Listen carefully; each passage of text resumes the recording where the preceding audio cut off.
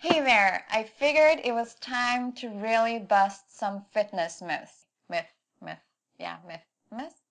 Anyway, we're gonna start on number 5 and we're gonna go on to number 1. Just wait till you hear that one. So number 5 is that machines are safer than working with your own body weight or with free weights. It's actually proven that it's not necessarily safer to use a machine. You can still do a lot of mistakes on a machine by bending your back too much or sitting at the wrong height. Maybe you're doing chest presses up here. For example, cable machines. I see so many people in the gym like close to dying on them because, for example, the lat pull down, you're supposed to pull in front of you, but I see a lot of people in there bending their neck and pulling down. We're moving on to number 4, maybe not the most fun one, but that myth is it's better for your knees to run on a treadmill than to run on asphalt. And actually, it's just the weight on your body that's coming down on your knees, and it doesn't matter whether you run on asphalt or a treadmill. They're both pretty much equally hard as you hit the ground. One good thing that will help when you're running cushion a little bit if you run on sand or run on a soft track or something, but it's the whole myth about you have to run on the treadmill rather than outside. It's not true at all. It's still your body weight that really comes down hard on your knees. So do be careful when you run. Not saying don't run on the treadmill, but just make sure it's not supposed to hurt your knees. If it's hurting your knees, you can try and run on sand or something that has a bit more of a softer surface to cushion your step a little bit more. We're already on number 3. That myth is a fat-free diet will make you skinny. Sure, it's not good to eat a ton of fat, but a lot of times when people choose sort of like non-fat ice cream, it still has a lot of sugar in there, maybe even more sugar. A mistake that a lot of people do too is to cut out fat completely out of their diet to try and lose fat. What happens then is your body can't really tell whether you're trying to diet or whether you're starving. It's not going to know. So just from evolution, how we survived back in the day was that if we didn't get enough calories or didn't get enough fat, then your body would go into sort of like saving all those calories and all the fat that you have. For example, back in the day when you were hungry, you had to go and hunt for a boar or a pig or something.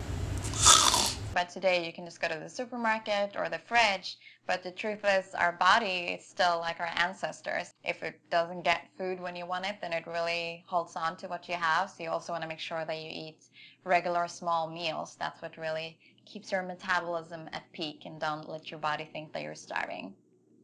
I wonder how I would have survived back in the day because I'm a vegetarian, so I guess I would go out to hunt for berries or something.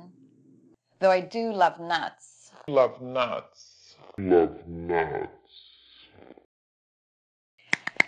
We are on to number 2. That one, the myth is doing crunches will burn belly fat. Sure, doing crunches will help you strengthen your core, but to actually burn belly fat, there's no exercise that you can do to burn fat just in one area. What you can do though is that you can sculpt one area. For example, if you do a lot of bicep curls, yes, you can build your bicep to get bigger in just that one area. But burning fat happens all over the body. Dominica, I do 100 crunches every time before I go to bed, but my belly is still sticking out. No, there is nothing wrong with your body. You need to eat healthy, you need to do cardio. Working out in general burns calories, and when you burn more calories than what you take in, that's what will make your body take from your fat storage. A majority about burning fat is actually what you eat. It's your nutrition. Definitely try and eat healthy most of the time. If you do eat healthy most of the time, every now and then you can cheat. But don't think that you can do 100 sit-ups and then go and eat a pizza and the pizza will end up on your ass and your abs will get flat because you did sit-ups. That's not how it works.